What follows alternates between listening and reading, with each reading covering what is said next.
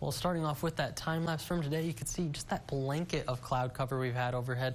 Light rain pretty much all day long, started to move out after we got through dinner time. We're going to look at some more of it on the way in as we go into the overnight hours, but that blanket of cloud cover really been kind of a double-edged sword, keeping us warmer at night last night and then also keeping us cooler during the day. So when we're looking at this 24-hour temperature spread, really only about 4 degrees or less throughout the last 24 hours. So we're looking at pretty isothermal conditions for the most part, but a little bit of change, of course. And as we're going into the 10 p.m. hour, we're sitting around 45 degrees here in San Angelo right now, the same off to the north for Robert Lee and Ballinger, 46 over there in Sterling City and down towards the I-10 corridor, 45 there in Ozona as well, 43 going to be the cool spot for Junction and Menard, it looks like. So only about 3 degrees right now across the region, and those dew points a little bit more of a spread out there from about 41 or so down in Sonora, 39 there in Junction, 30 degrees there for Eden as well as Menard, same for Brady. So relative humidity indices anywhere from the 80s into the 60s. So that's going to be enough going into these overnight hours. We're looking still at that blanket of cloud cover, of course, and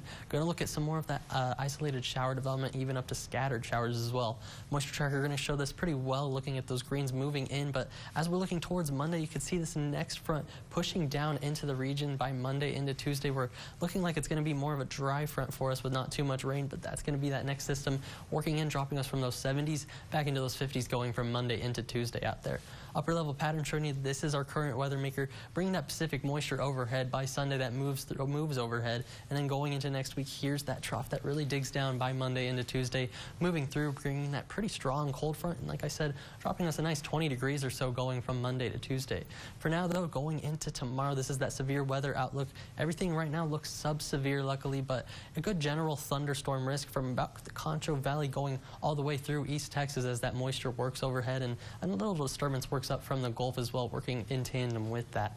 The current satellite showing you where all that Pacific moisture working overhead for Washington and Oregon, but down here across the Concho Valley, we're also seeing our own moisture working in from the overhead just over Baja California and over those mountains right overhead for us. But as we turn on the radar for you, can see most of that shower development as well off to the east now, and looking even closer into the Concho Valley, you can see just a few of those remnants still around McCulloch County for the most part, near Brady there, but most of it drying out. But when we go into the futurecast, you're going to see a little bit more of that development starting to take place. Some more of those greens getting around the Concho Valley, especially about 6 to 7 a.m. in the morning going into tomorrow.